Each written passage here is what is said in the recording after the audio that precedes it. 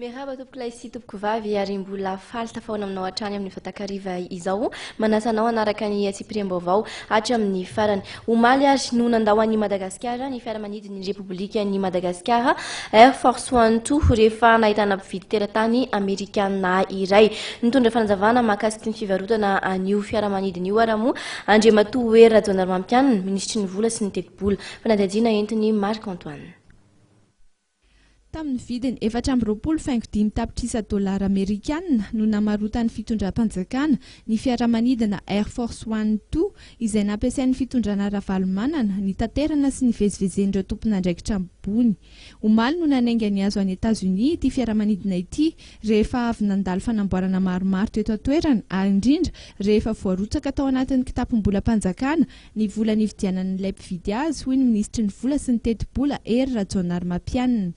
Tamin'ny voalohany volana oktobra, telo oktobra izy raha diso nandalo tao amin'ny conseil de ministre zany ny fanapahan-kevitra momba ny ivarotana an'iny fiaramanidina iny zany 24,5 millions de dollars.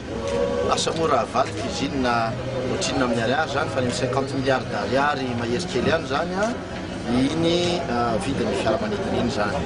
Ka tiako tenenina aloha dia hoe tena atao anatin'ny mangarahara no nanaovana azy zava-izay satria ny tenanay moa zany dia nitendren'ny conseil de ministre miaraka tamin'ny Andriamatoa ministry ny fitaterana nanatanteraka an'izany fivarotana izany rehefa feno daholo ny fepetra rehetra izay tokony ho tanterahana. Tsy maintsy tafiditra ty amin'ny kiontsika aloha ny vidiny izy iny izay vao afaka mandeha iny fiaramanidina iny. No resahan'ny ministry ny vola sy ny teti-bola ihany koa ny fahasimbana ara-teknika izay mahazo ny fiaramanidin'ny orinasa mpitaterana malagasy Air Madagasikara izay misedra fanamboarana ankehitriny. Fiaramanidina rehetra nge mety misy fahasimbana daholo ny olona angamba aloha dia arakarak'le fahasimbana izay misy eo no hijerena hoe inona ny olana amin'le izy fa ianareo mahita fa nanisy ara-fahasimbana le izy dia ny zava-dehibe dia hoe misy any ny fanoloana fiaramanidina izay azona mitondra mpandeha zany tsy mampijanona ny fifamoivoizana.